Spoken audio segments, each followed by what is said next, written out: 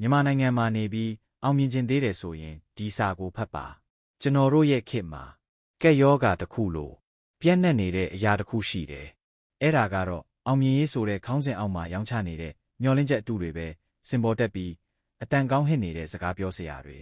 စာအုပ်စင်ပေါ်မှာပြုံးပြနေတဲ့တက်ကျန်းစာရေးသူတွေဗန္နာရေးအကြံပေးဆိုသူတွေသူတို့အားလုံးဟာရောင်းကုန်မျိုးစားပဲကွဲပြားပြီးအနှစ်သာရကတော့တစ်ခုတည်းပါပဲ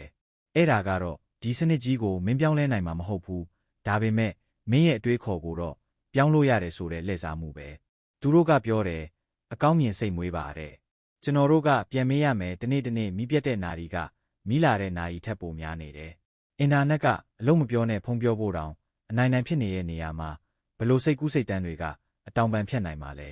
ကိုယုံကြည်မှုရှိပါတဲ့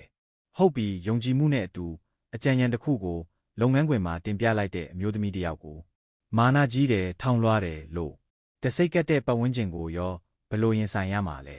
သူတို့ရဲ့ပထမဆုံးလိမ်လည်မှုကစိတ်နဲ့ဆိုင်တယ်ဒါပေမဲ့အဲ့ဒါကအစပဲရှိသေးတယ်သူတို့ဆက်ပြောတယ်စ조사ရင်ဘာမဆိုဖြစ်နိုင်တယ်ဒီစကားကတကူတော်အောင်မြင်မှုကိုချီးကျူးတယ်ဒါပေမဲ့တကယ်အောင်မြင်မှုဆိုတာတယောက်တည်းလုပ်လို့မရဘူးအသင်းအဖွဲ့ကျွမ်းကျင်မှုတွေပေါင်းစပ်ထားတဲ့အဖွဲ့စည်းစ조사မှုတစ်ခုလိုတယ်အခုကျွန်တော်တို့ရဲ့အသင်းဘယ်ရောက်နေလဲတိုင်းပြည်ရဲ့အနာဂတ်ကိုထမ်းပိုးရမယ်ဆရာဝန်တွေအင်ဂျင်နီယာတွေကြား IT ပညာရှင်တွေရဲ့ဦးနှောက်တွေကတိုင်းတစ်ပါးအတွက်အလင်းရောင်ပေးနေကြပြီကိုနဲ့အတူတိုင်ပင်ပြီးအလုပ်လုပ်ရမယ်ကိုလမ်းပြပေးမယ်စီနီယာတွေမန်တော်တွေကလေစိတ်မာတင်လက်ပြနှုတ်ဆက်ထွက်ခွာသွားကြပြီဒီလိုနဲ့ကြံခဲ့တဲ့လူတွေကအထီးကျန်တိုက်ပွဲဝင်နေရတယ်အထူးသဖြင့်အမျိုးသမီးတွေအတွက်သူတို့ကိုကာကွယ်ပေးမယ်အားပေးမယ်သူတို့ရဲ့အရေးချင်းကိုမြောက်တင်ပေးမယ်ပတ်ဝန်းကျင်တစ်ခုလုံးပျောက်ဆုံးသွားသလိုပဲဒီလိုအခြေအနေမှာစ조사ပါဆိုတဲ့စကားကတယောက်တည်းသွားပြီးတည်လိုက်လို့ပြောနေတာနဲ့ဘာမှမထူးဘူးဒါကသူတို့ရဲ့ဒုတိယလိမ်လည်မှုစ조사မှုနဲ့ဆိုင်တယ်အဆုံးစွန်လိမ်လည်မှုကတော့ပိုပြီးဆိုးတယ်သူတို့ကနောက်ဆုံးမှပြောတယ်ပိုက်ဆံစုပါရင်းနှီးမြုပ်နှံပါ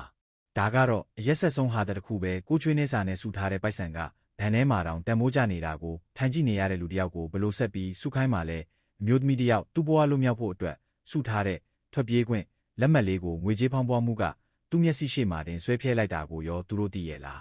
ရင်းနှီးမြုပ်နှံမှုလုပ်ဖို့အတွက်ရွှေတွေမြေတွေကလည်းထီလက်မှတ်လိုဖြစ်နေပြီ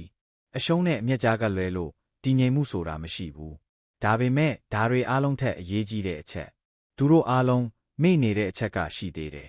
အဲ့ဒါကဈေးကွက်ပဲဘလောက်တော်တဲ့စဖို့မှုဖြစ်ပါစေမြို့သူမြို့သားအားလုံးထမင်းတနက်ကိုအနိုင်ရှာစားနေရရင်သူ့ရဲ့စားတောက်ဆိုင်ကရင်မလဲဘူးဘလောက်ကောင်းတဲ့ application တီထွန်သူပဲဖြစ်ပါစေလူတွေကဖုံးပေဖို့တောင်စဉ်းစားနေရချိန်မှာသူ့ application ကိုဘယ်သူမှဝယ်သုံးမှာမဟုတ်ဘူးစားသုံးသူမရှိဘူးဝယ်နိုင်စွမ်းအားမရှိဘူးလူတွေရဲ့ပိုက်ဆံအိတ်တွေကစမ်းစီစားအတွက်ပဲဖွင့်တော့တယ်အိမ်မှာမုတ်လို့ရောင်းတဲ့အမျိုးသမီးကစလို့ကိုပိုင်လုပ်ငန်းဆက်ချင်တဲ့လူငယ်အထိ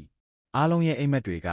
ဝယ်သူမရှိဆိုတဲ့နိုင်ရန်ကြီးကိုပဲတဲ့ဝင်တိုက်ပြီးကြေမိုးပျက်စီးသွားရတယ်ဒါကြောင့်ဒီအောင်မြင်ရေးဆရာတွေရဲ့စကားကိုနားမယောင်ပါနဲ့တော့ဒီနိုင်ငံမှာတော့အောင်မြင်မှုဆိုတာအမြင့်ကိုတက်လန်းနိုင်ခြင်းမဟုတ်သေးဘူး